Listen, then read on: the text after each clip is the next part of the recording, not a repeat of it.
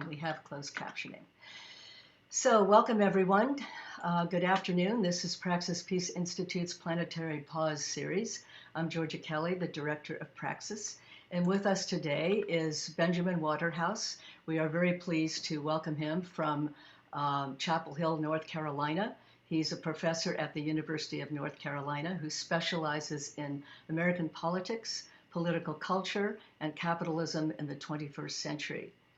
He is an expert on the history and role of the U.S. Chamber of Commerce and how it has promoted a conservative, anti-New Deal agenda for decades. His first book, Lobbying America, The Politics of Business, From Nixon to NAFTA, there'll be information in the chat box on that, published by Princeton University Press.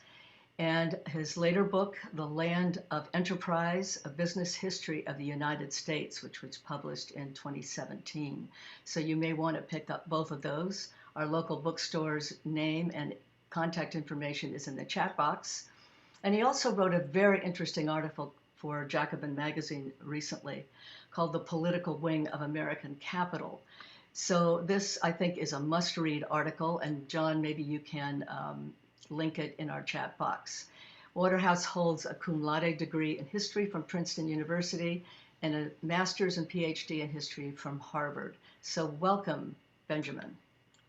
Well, thanks. It's great to be with you. Happy to have you with us today. So I'm going to ask you, I'm going to start with I think a general question because it's something you know probably a lot more about than we do. And that was, why was the U.S. Chamber of Commerce formed? What was its purpose and the early role in the first few years of its existence? Right. Well, so the Chamber of Commerce of the United States was created in 1912.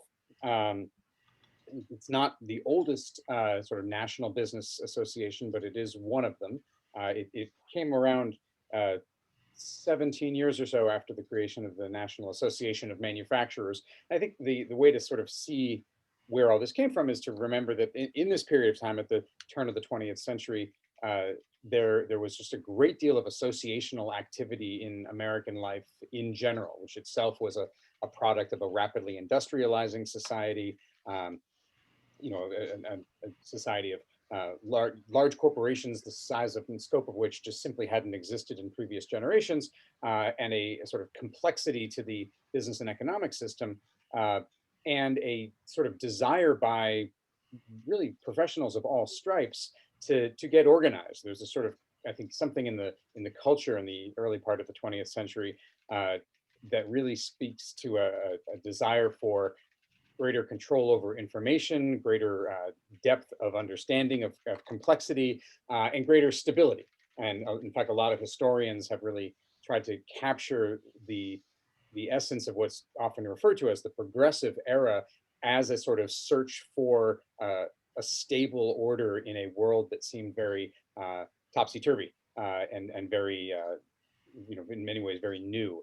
And so the drive toward creating national scale business associations, in large part, came out of that sense of a need to try to professionalize and coordinate the aspect, the realm of business. Now, the National Chamber, or the U.S. Chamber of Commerce, and it kind of goes by a few different names, was specifically created by sort of at the behest of the William Howard Taft administration, under the idea that there really was not a sort of national representative of business interests at a time when other types of political interests were mobilizing and kind of coordinating their own efforts at policy quite a bit more successfully.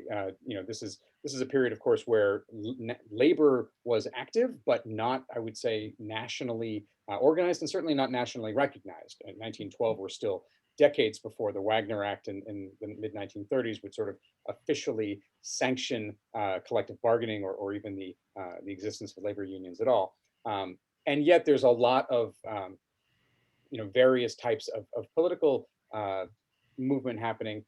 And the Taft administration really wanted to hear the voice of the sort of breadth of the business community. As I said, the other organization that sort of predated the chamber was the National Association of Manufacturers, formed in 1895. And they also had been formed at the behest of a Republican, in this case, not the president, but the soon-to-be president, uh, in the McKinley campaign. And McKinley's famous political savant Marcus Hanna sort of involved in bringing together a manufacturers organization for political kind of mobilization, but also just sort of as a means of creating networks among business people. And by 1912, the Chamber of Commerce, or the Taft administration, really felt like the NAM was far too focused on some of its shop floor issues. Really, it became in its early years. In its very early years, it had been really focused on trade, but within a handful of years, the NAM became very labor focused. And really, put a lot of its energy into shutting down strikes and pushing back against organized labor, and sort of kind of siloed itself off, I think, in that regard. And Taft wanted something that was broader based. And so the purpose of the U.S. Chamber of Commerce was to be, in the way that the chamber uses the term, the voice of business. It sort of reflected this idea that there was one sort of set of interests that all of business could gather around, and that they would find a way to represent it. Okay, I wanted you to maybe explain. I think most people on this call understand or know a considerable amount about the Powell memo, but it looked like from your article that the Powell memo, kind of combining with the Chamber of Commerce, created a campaign to sell the American way to the American people. And I'd like your ideas on that, how they work together and what the selling the American way incorporated. Yes, well, I mean, you're sort of asking if we're going to skip forward from the story I was just telling about 60 years, during which no small amount of history transpired. So the Powell memo that you're referring to was a document written by Lewis Powell in 1971. Lewis Powell at the time was a corporate lawyer who was sort of involved with a wide range of business operations, business groups in the Virginia area, and I guess around the country. He would, of course, become a justice on the U.S. Supreme Court not very long after the Powell memo was written. But the memo itself, that has a very ominous sounding subtitle. It's called "Assault on American Free Enterprise System," or "Attack on American Free Enterprise System." And the impetus for this memo was a friend and neighbor and colleague of Powell's, also a member of these sort of local business and sort of national business circles, who was himself an executive at the U.S. Chamber of Commerce. And the case that I make in this article, and there are a handful of historians who sort of come to this conclusion about the memorandum, is that it didn't so much break new ground as it encapsulated what was a wide.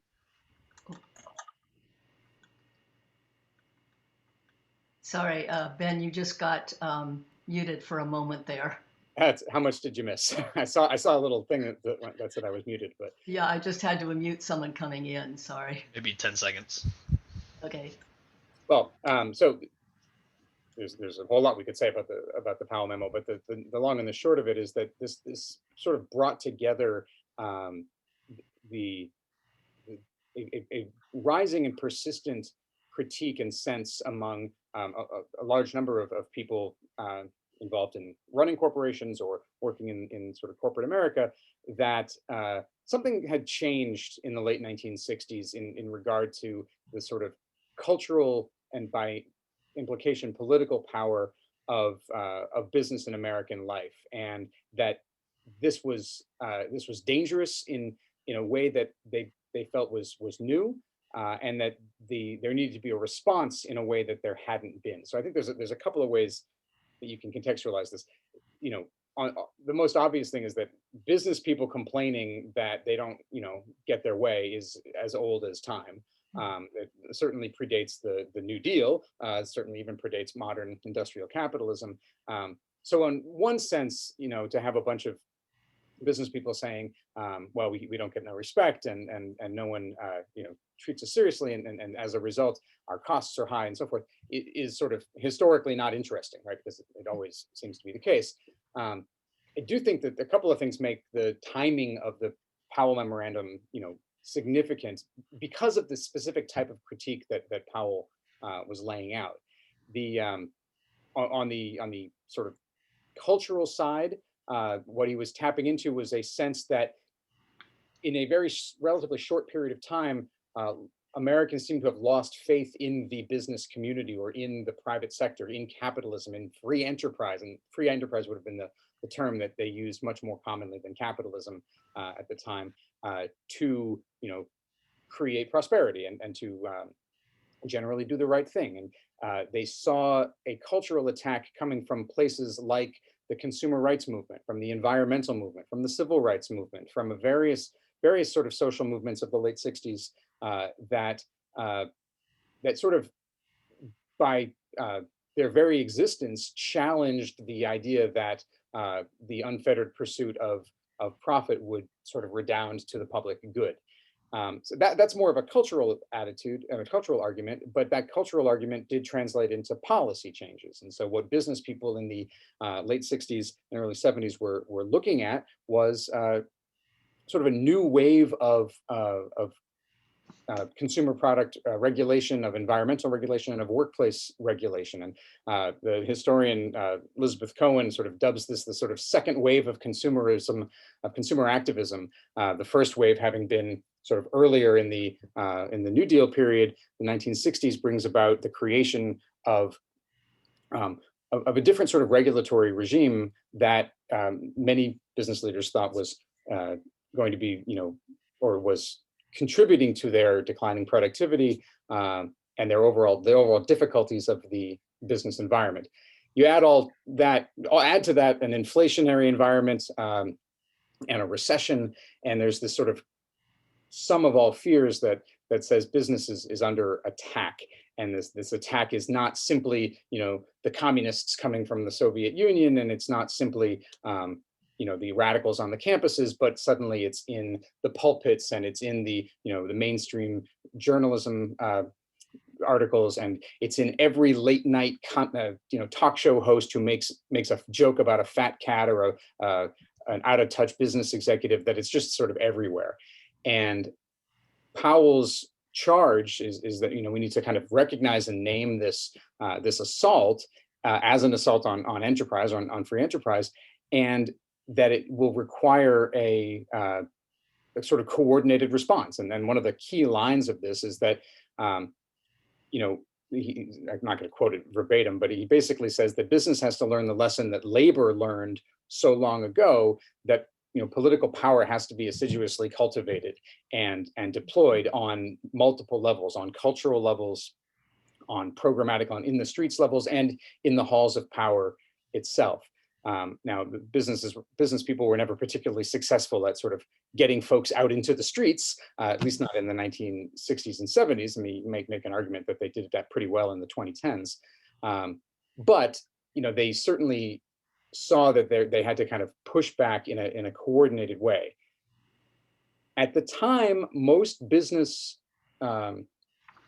leaders believed that businesses were really bad at being politically active, especially the sort of heads of the largest corporations or the most economically significant companies. There was this sort of prevailing idea that you didn't do that sort of thing. That maybe you had a VP of governmental affairs who took care of your very specific interests, but you didn't go out there and sort of make the case for the business system that such things were sort of untoward and not done. So one thing that the Powell memo called on was for business to do this in an organized fashion. And specifically, he said the Chamber of Commerce is in a position to do this, and yet they haven't been doing it. Right? Really, since the 1930s, the Chamber of Commerce had become a sort of secondary figure in national politics. I quote this in the Jacobin piece, but there was a political scientist in 1969 who said something along the lines of, every time I talk to anybody about how politics works, somebody points out how little they ever hear from the Chamber of Commerce or the National Association of Manufacturers. So what Powell was basically saying is the Chamber of Commerce has name recognition. It sounds like a thing that Middle America could get on board with. And it has this sort of depth um, of networks, and it has potential to make political contacts. It just has to become organized and really try to do this, and to confront this assault that they saw on free enterprise, as I said, on the cultural level, on the level of the zeitgeist, on the level of the academic and university systems, of legal education, and of course in the halls of power at the state and federal levels. Yes, that definitely answers that. It reminds me of what Tom Hayden once said, that we have been living in the backlash of the 60s from the conservatives ever since the 60s. And I think that's exactly what you're saying too. Now, I know we did skip over those 60 years, and I want to go back just a little bit to them, but I thought it was important to show this coming together of the chamber and the information in the Powell memo. But in those 60 years, not a lot happened with the chamber, did it? Well, in the early years, it was really quite an important organization in terms of sort of representing uh, the desire of especially large corporations for different sort of economic and political ends.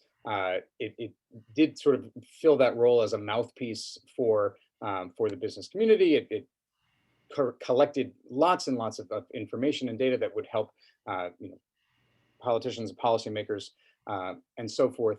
And even by the early part of the 1930s, it was really quite actively involved with confronting the Great Depression, for example, and was a fairly significant supporter of Franklin Roosevelt's early push to coordinate the economy through the National Recovery Administration. Um, in 1933 and 1934.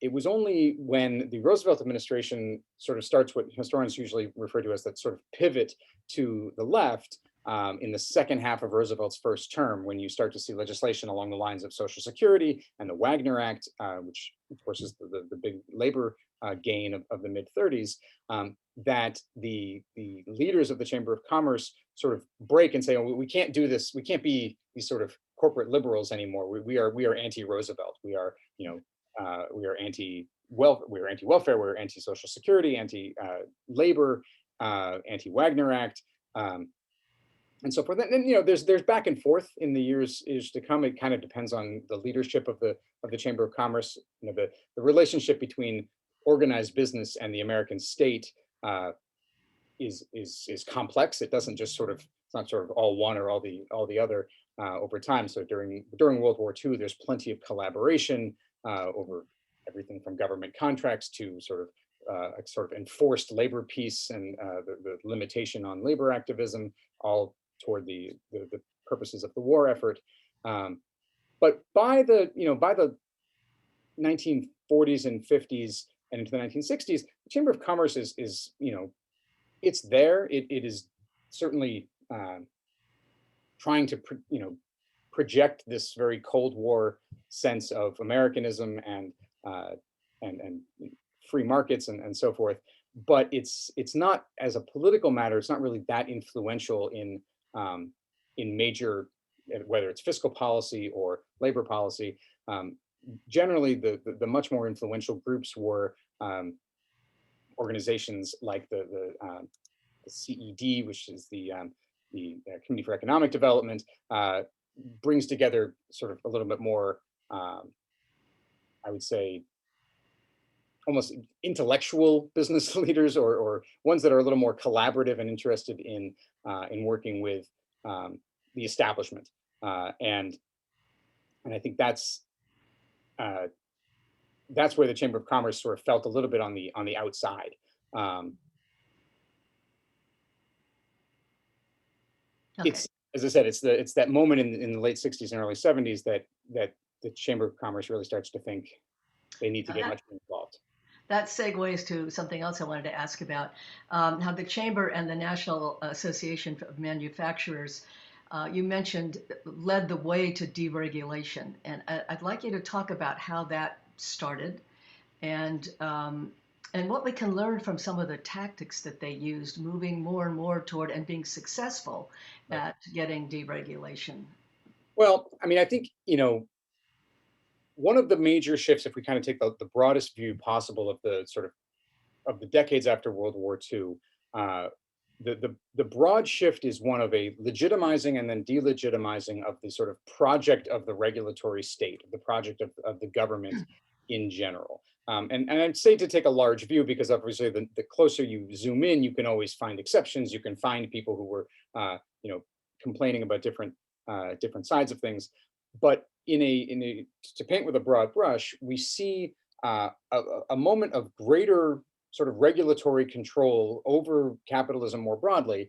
Um, and that's what starts to break down. And it coincides with the rising political activism and also the membership drives of organizations like the Chamber of Commerce. And I think what the Chamber of Commerce and the NAM and other organizations, the Business Roundtable as well, which was created in the early 1970s, what they're particularly successful at doing is, I think, tying the economic travails of the time to a critique of government involvement. And they really strip down what is obviously a very complicated and nuanced relationship between the state and the economy and the public into a very binary system of, government can't get out of your way, government can't get out of its own way, can't solve your problems.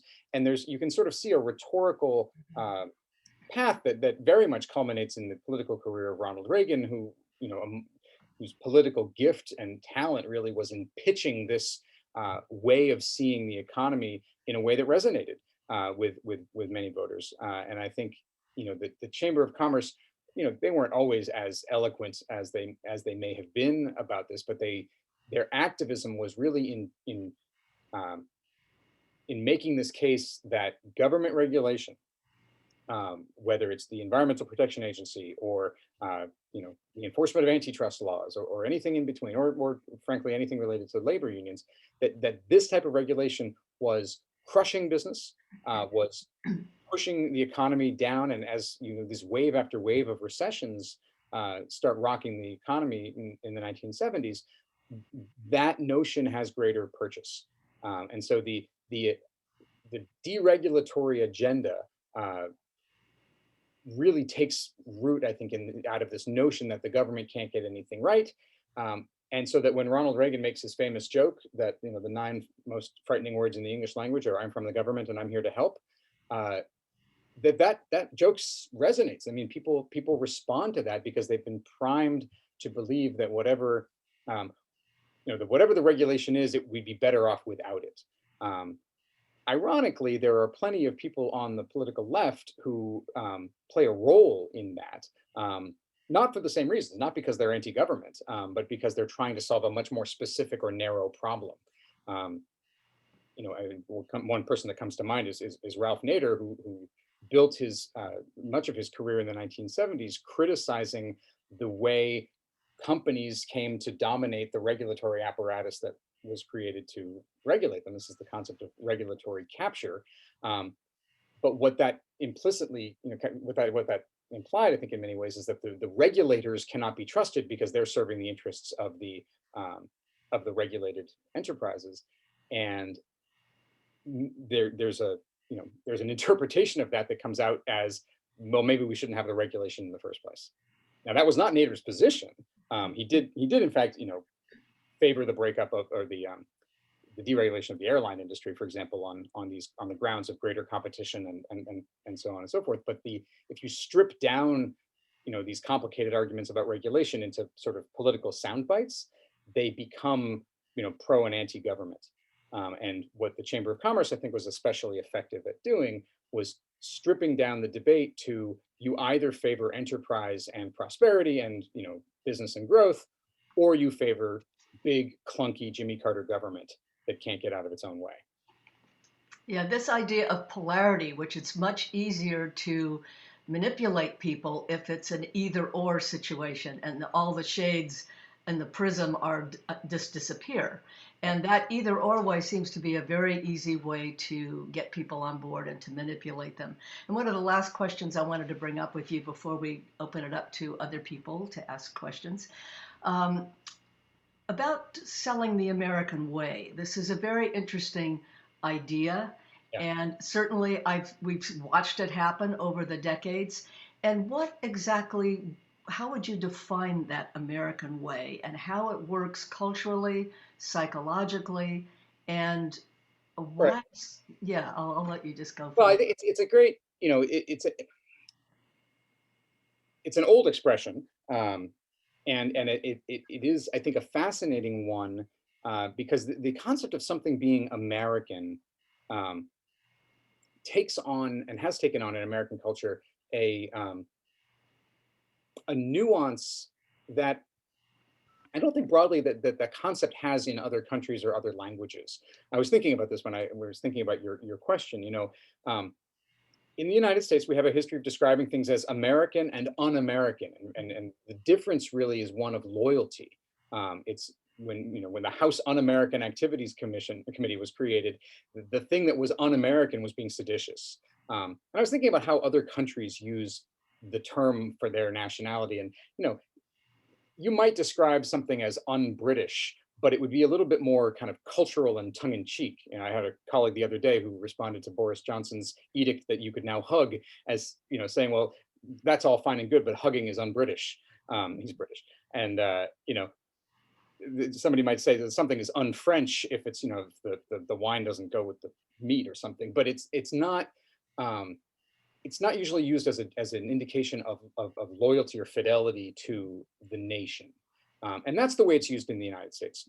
What is American? I mean, there's a whole host of things that people might associate with the word. But what is un-American is that which is not loyal.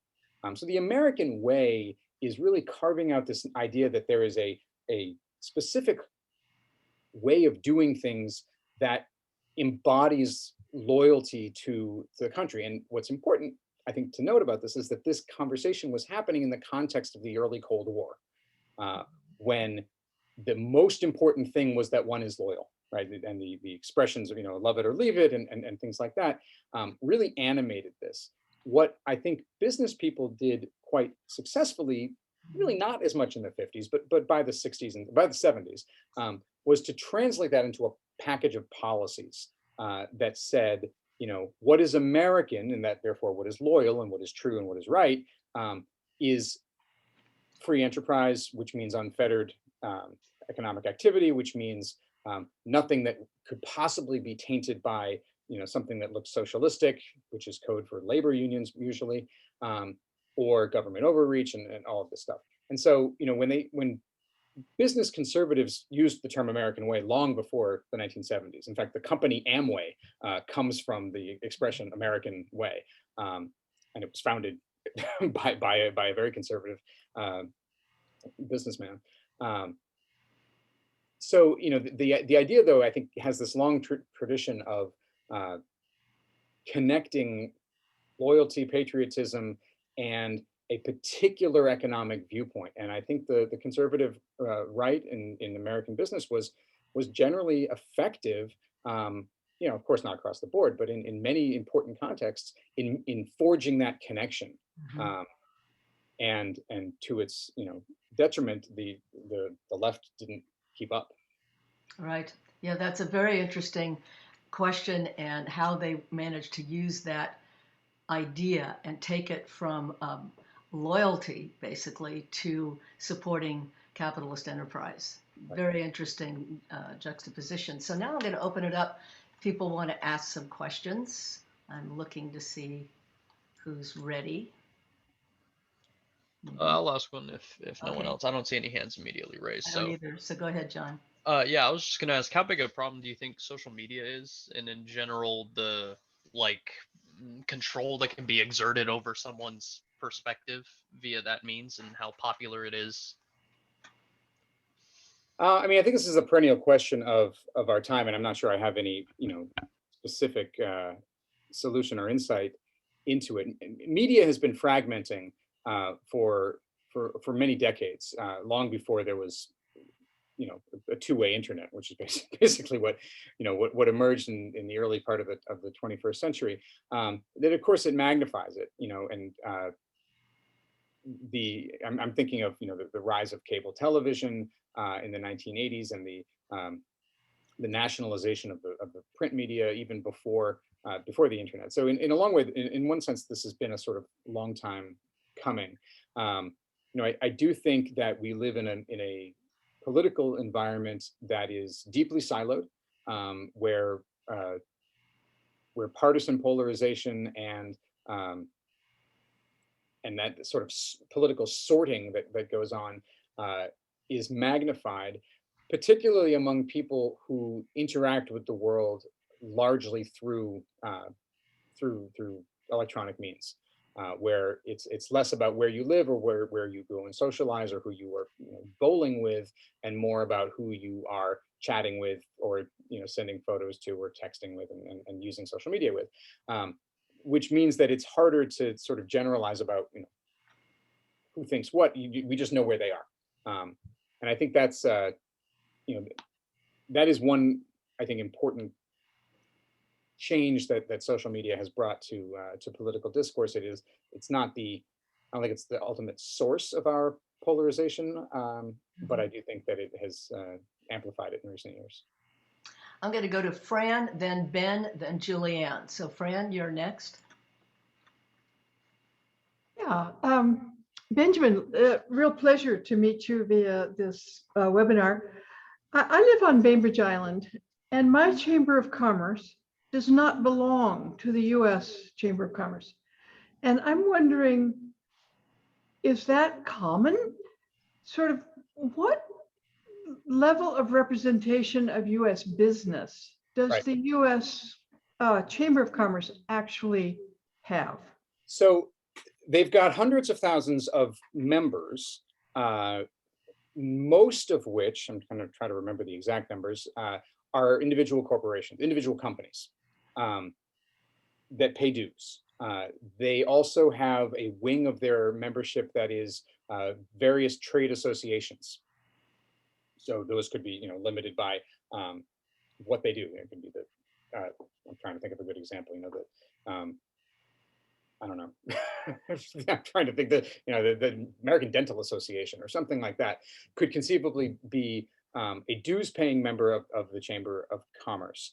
But they're one of the parts of the story that I may have skipped over a little bit is in the aftermath of the Powell memo in the 1970s and under some new leadership, the membership of the organization expanded dramatically. They just broadened their sort of reach, which of course increased their dues revenue, which allowed them to put more money into media, put more money into revamping their magazine and their eventually cable news presence and things like that. Chambers of commerce of your local community, they share a name with this, but they're not the same organization. Some of them belong and pay dues, and others do not. And they the local Chamber of Commerce as an institution far predates the U.S. Chamber of Commerce. I think they give the impression sometimes that they're more tightly connected than they really are. A local Chamber of Commerce is a separate organization, generally that's devoted to its community. It often has much more of a focus on local businesses. It's also the kind of place that if you're new to town and you want to know what's going on or events or where you might get a good pizza, you can kind of go to those types of organizations. And in fact, to tie this in the 1960s, when people were complaining at the Chamber of Commerce that they weren't politically powerful, they would often use that analogy. They'd say people are walking into this gigantic marble building that we have on Lafayette Square in Washington, D.C., and asking about local cuisine and where can you go for a beer around here. And they said that's not what we do. We're lobbyists, and so so they do have a wide range of members, but they are fundamentally targeting specific companies to be their constituency. That will bring me to a question later, but I want to go now to Ben. Yes, I'm very glad to have our first speaker from Jacobin Magazine here. Beautiful magazine. I subscribe to it. So do I. The editor, Bhaskar Sunkar, he's out to make print a thing again, and they are beautiful. Every issue filled with illustrations. I highly recommend it. Regarding the chamber, I worked here for about a decade with political action groups associated with the North Bay Labor Council. And the chamber is enemy number one. They are, whenever we're gaming out our strategy, we know that the national chamber and our, the bigger local chambers, the ones that are more affiliated with the national, are going to come down against any kind of progressive legislation. I mean, I consider they look to be part of the right-wing ideological apparatus. In combination, they seem to be working very heavily with ALEC to promote this kind of templates for pro-business legislation that are now going through all of the state houses in red states. And they're considered, they're ideologically a reactionary organization. They're part of the right-wing sphere, but I think what I find kind of annoying about them is that they try to use their local memberships as a human shield for their political operation. So plenty of people have an association with the Chamber of Commerce as this kind of warm and fuzzy, the local small business people. But anybody who watches the actions of the National Chamber realizes they're tightly coordinated with the RNC, with the right-wing think tanks, with the whole ideological apparatus of the right. Now, locally here, our Praxis leader, Georgia, and some of her friends managed to heighten that contradiction to the point where the local chapter voted to dissociate from the national chapter, which is, I think, a good strategy, because it was just brought out. Because these people were shocked. They had no idea. They thought, I run a little business here on the plaza. I didn't realize I'm backing all of this right-wing legislation and all this kind of right-wing anti-labor activity. So I feel like they're a very powerful force that hasn't been recognized by the general public as much as You have they a could. question, Ben? Yeah, well, I do. I have just one quick question. Something that kind of shocked me and really surprised me, and I thought maybe you might have the answer to it, Benjamin, is during the post-election period when Trump was starting to, it was clear that he was seriously going to be contesting the legitimacy of the election. The National Associations of Manufacturers came out with a statement, and I was like, the NAM is coming out telling the president to stand down. What do you know about that? That was very surprising, because they're even more reactionary than the chamber. I mean, I don't know a lot, but I would suggest to you that I think, part of what we see is the difficulty of just kind of lumping these groups into very clear political categories in a politically messy world. Because I think you're completely correct that the Chamber of Commerce and the NAM and other business associations have staked out policy positions on issues of labor and regulation and taxes and so forth that are very predictable and very much in keeping with sort of traditional Republican Party politics since the 70s, at least, if not earlier. Where it gets much more complicated is in the other side of the modern Republican Party. In fact, what we may in years to come see as the schism or cleavage within the Republican Party, which has much to do with race, with identity, with LGBTQ rights, with immigration, with Trumpism, in a word. And I think what a lot of these old mainstream organizations are trying to do now is figure out where they sit vis-a-vis a very messy conservative movement. And I often try not to use the word conservative movement at all, because I do think it's sort of many movements that sometimes work well together and sometimes don't. But what we're seeing now is a particularly acute moment of crisis within that cohort. And I think these organizations don't know quite what to do. The NAM is particularly interesting because it has tried to cast itself as much more bipartisan then the Chamber of Commerce, for example, and then other business associations. In the 1980s, it was run by a couple of former Democrats. I'm sorry, a couple of Democrats who were former members of cabinets under Carter and Johnson. Now, these were not leftists by any stretch of the imagination, but they were sort of center right Democrats.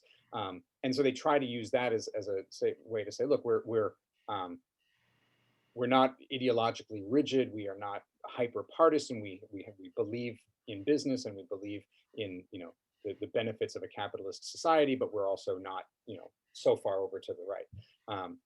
And I think there are a number of business organizations that really try to take the temperature of the country. Just in the late summer of 2019, the Business Roundtable, which used to be the big three lobbyists of the 70s into the early 80s, were the NAM, the Chamber, and the Business Roundtable. And the Business Roundtable came out with a statement on corporate social responsibility that said, back when we said that the only responsibility of a corporation was to make profits, we were wrong about that. Sorry, Milton Friedman. In fact, companies have a larger social obligation. And there were plenty of people who interpreted that as just so much lip service. But it also, I think, does signal at least a willingness to take the public temperature.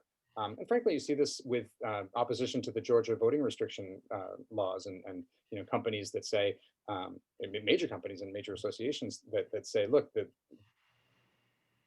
we're not going to stand by this, and it's not for nothing that they basically have public opinion on their side. So I think as Trumpism and as the Republican Party continues to wrestle with what it's going to be, and whether it's going to split, whether it's going to kind of be subsumed into the Trump movement, and this is very much the question of our time. These business associations that have been very unflinching in their policy views, for the most part, are going to have to figure out how that lines up with partisan politics. No, very good. I'm going to go to Julianne, and then David. His hand raising isn't working, so we will call on him after Julianne. You're next. Thank you, Georgia, and thank you, Ben, for being with us. Georgia, I actually have two questions, but I'll just ask one and hold it if we have time for the second. So Ben, thank you so much for sharing your ideas with us today, and I look forward to reading your Jacobin article. So my question in general, and then I just want to set this up, the question is related to how you view the left's views about money.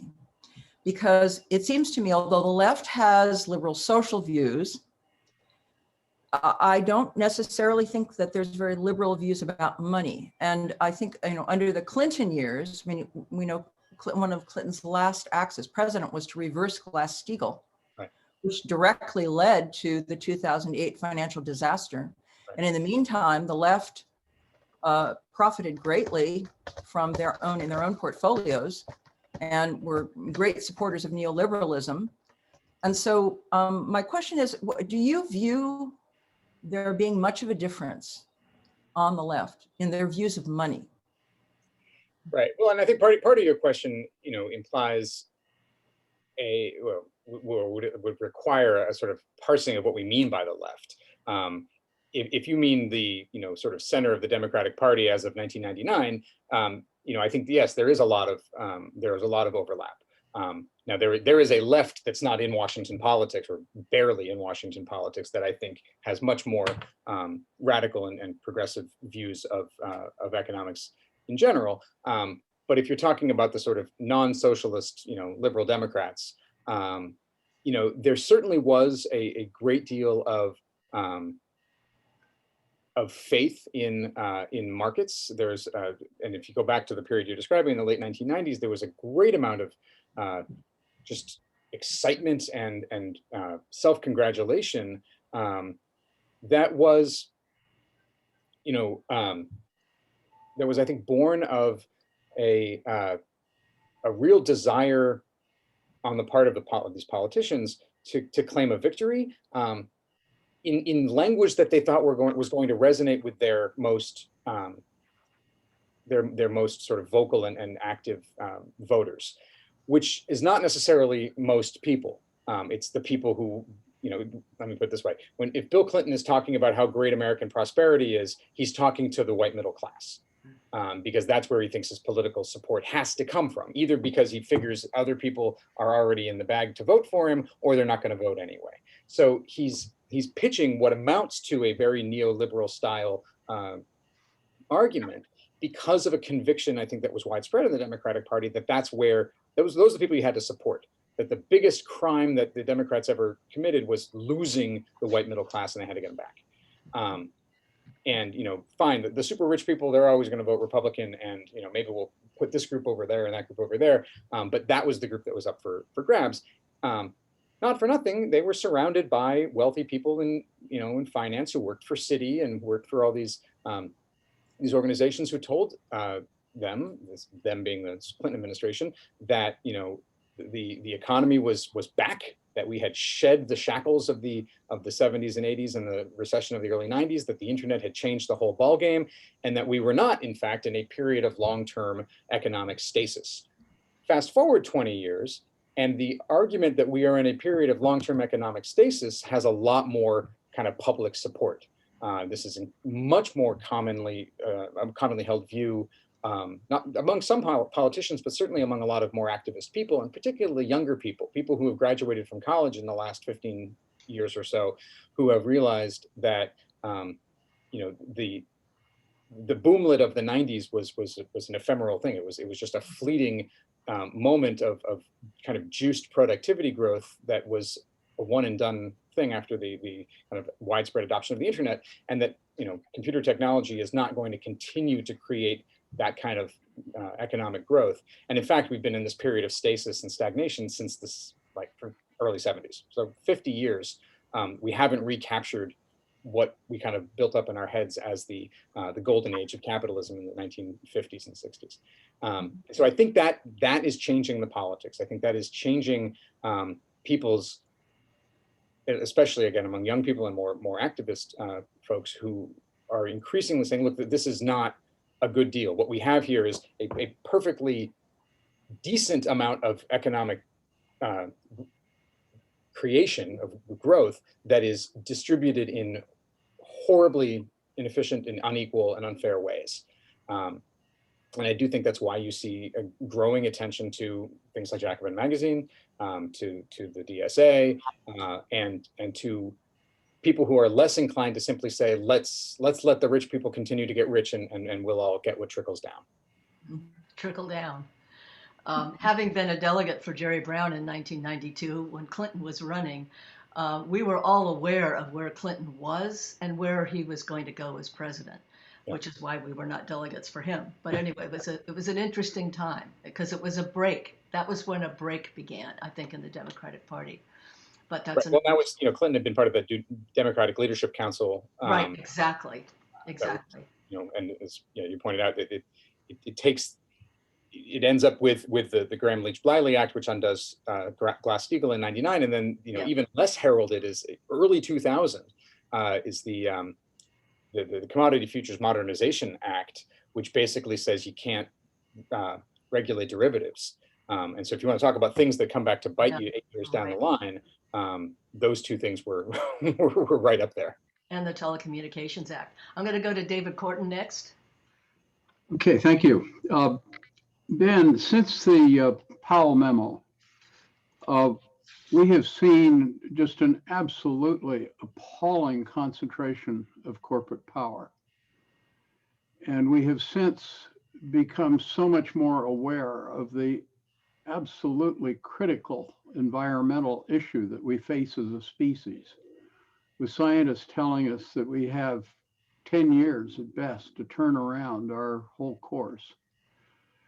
And we also see, as a result of the coronavirus, the extreme suffering of so many people, and not just the traditionally excluded, but that there are very few among us that have a reasonably secure and comfortable life. So we face at the moment a need for very deep and very rapid change.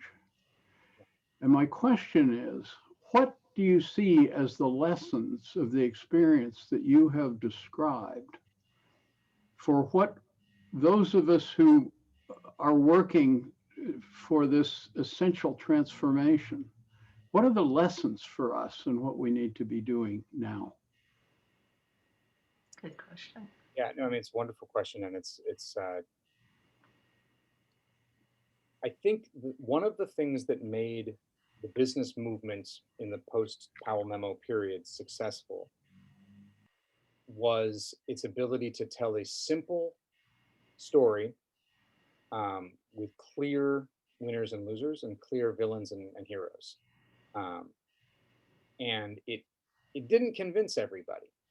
There were plenty of people from the get-go, who said this is the creeping face of fascism, and this is going to be environmentally disastrous, and the oil and gas lobbies run the country, and so forth. And so it's not a question of convincing those folks. I think the success of the movement, the success of the Powell Memo, was to mobilize a voice that appealed to a sort of critical constituency in the middle and brought them to their side, to say that government is the problem, that government can't be trusted, and that whatever your problem is, and in the 1970s it was inflation and recession and high interest rates and whatnot, that our way will solve your problem. And I think the challenge that the environmental movement has faced for more than 50 years now is the difference between what has to be done because of what is inevitably coming at some point in the future and what's in the here and now. My hope is that we can find a way to connect those and to make the immediate, well, to make the long-term, or even now not even so long-term, necessities something that is felt in the present.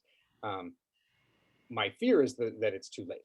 That you will not reach that critical mass until the ocean is lapping at your door, until the hurricanes are destroying your towns, or until your skin cancer rates are rising, and all the horrible things that happen, which are happening. I mean, I think you see movement on this sort of stuff because of the obvious humanitarian crisis, the floods of refugees across the world, which are in fact climate change refugees, even if we try to tell ourselves it's about drug gangs and civil wars. There's a reason that people are coming from the hot places and going to the less hot places. And there's a possibility of there's a possibility for big action, and I think the coronavirus pandemic has demonstrated that when it all comes crashing down, there can be big action, but there can also be lots of resistance, and there can be lots of political point scoring and sort of petty arguing, or philosophical debates about socialism and the role of government and this and that. So I can give you two sides. The pessimistic side is humans aren't very good at solving problems until they have no other choice, and in this case, it might be too late. The optimistic choice is that we might finally be in a position where there's a critical mass of people who believe that this is what has to happen. But yeah, I think mastering that narrative is one of the big lessons.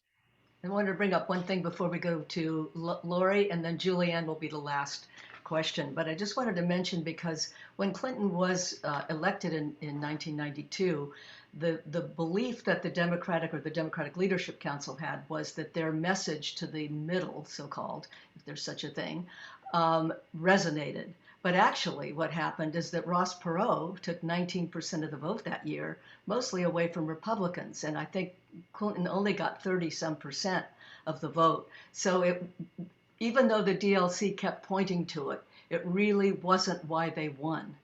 And I think it wasn't until Biden was elected that we're really seeing finally a difference.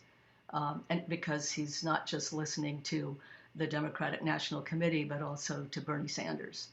So I just had to bring that up. Now I'll go to Lori. Hi, this is Lori Gallion.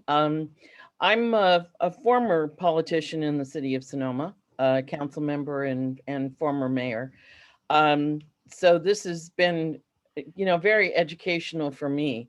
I wish I had known half of this before I went through the endorsement by the Chamber of Commerce, or even some of the Rotary clubs, or any of the other construction associations or groups, in the county that you look for endorsement from. And I remember, even with a track record of 7 years, with a history of doing great things for my particular city and environmental and whatever, trying to get endorsements from these groups was amazing. Okay, not that I really wanted some of their endorsements, but it was just going through the cattle call, and then of course we'll contact you, and of course they're not going to endorse you.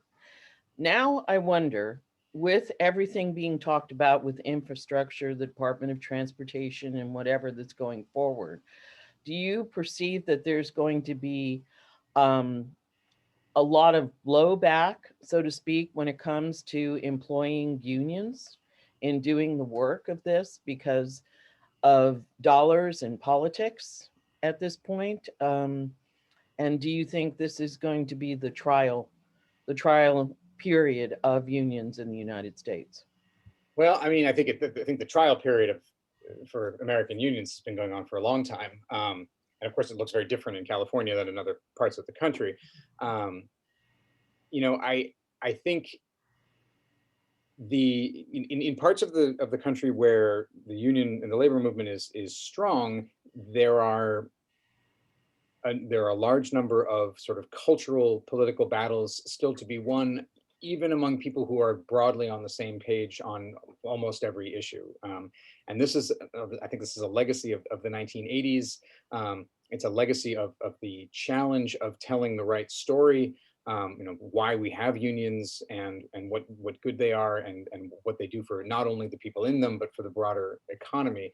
And it seems to me that this is another case where conservative business leaders and Republican politicians and others, and Democratic politicians for that matter, did a lot of work on a cultural level over many years in painting unions as either inefficient or elitist or unfair, or corrupt or criminal in many cases, and just kind of leaving, again, more liberal people with a sour taste in their mouth when it comes to, so I think of things like the debates over teachers unions, and whether they have too much power, and whether suddenly you've got these sort of liberal middle class people yelling at the teachers union because they think their kids aren't being treated like they're supposed to be, and whatever, which is this is a giant political challenge. And I think the challenge for the left is to make the proactive case for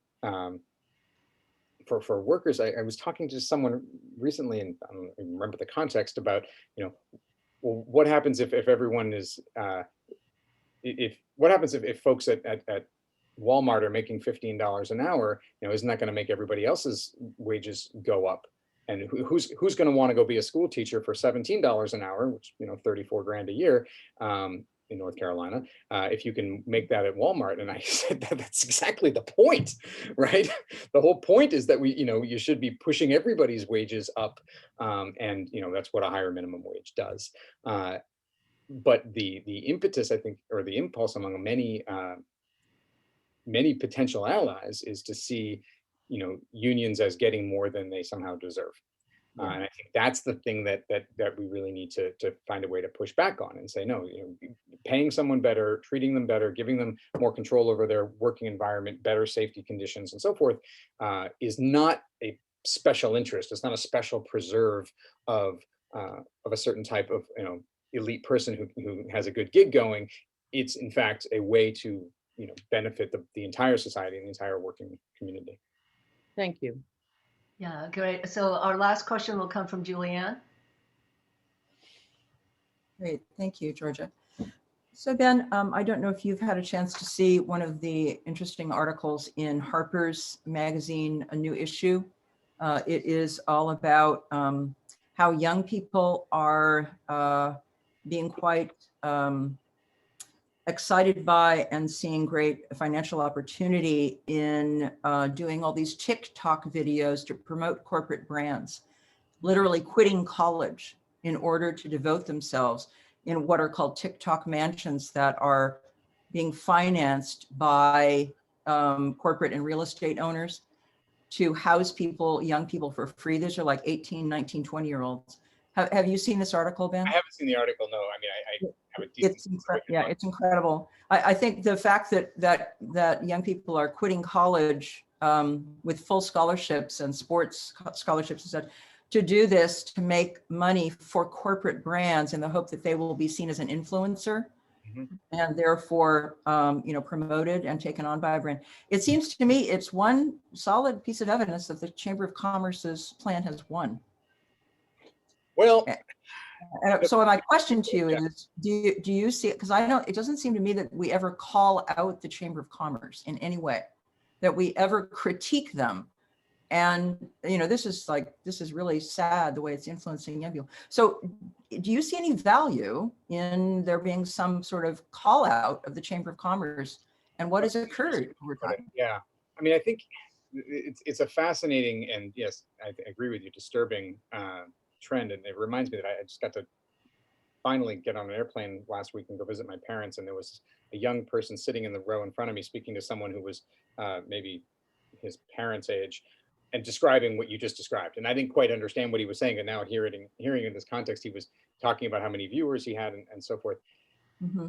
So is there value in singling out the Chamber of Commerce? I mean, I think there's value in pointing to the role of deregulatory anti-labor politics in hollowing out the American economy over the course of decades, to the point where this seems like a good idea to anybody. And, so I think it makes perfect sense to say, the Chamber of Commerce was integral to that. They were by no means the only group or organization involved, but the economic world that young people today live in is one of extreme precarity. It's one where the minimum wage has fallen in real terms over the last 30 plus years. A little tick up at one point, but it's basically been going down for decades, and in a culture that valorizes both celebrity and the extremes of wealth.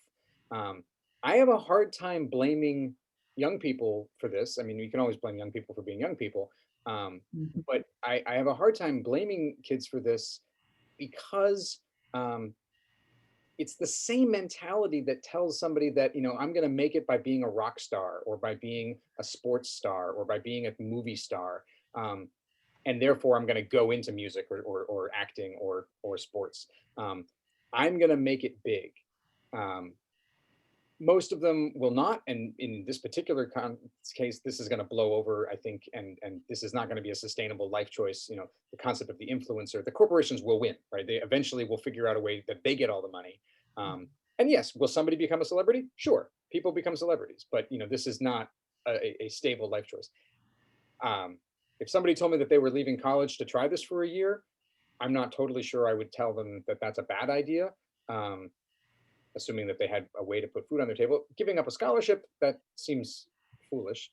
On the other hand, there's the other whole side of this equation is what has happened to the college education and the potential gains from a college education. And for many young people, they're wrestling with a real crisis that at rapidly increasing costs, college is not the meal ticket that it is often portrayed to be for many people. And kids aren't dumb. They're seeing that and saying, look, if I can go make a few $100,000 and maybe I have what it takes, ultimately, very few of them are going to do very well at this.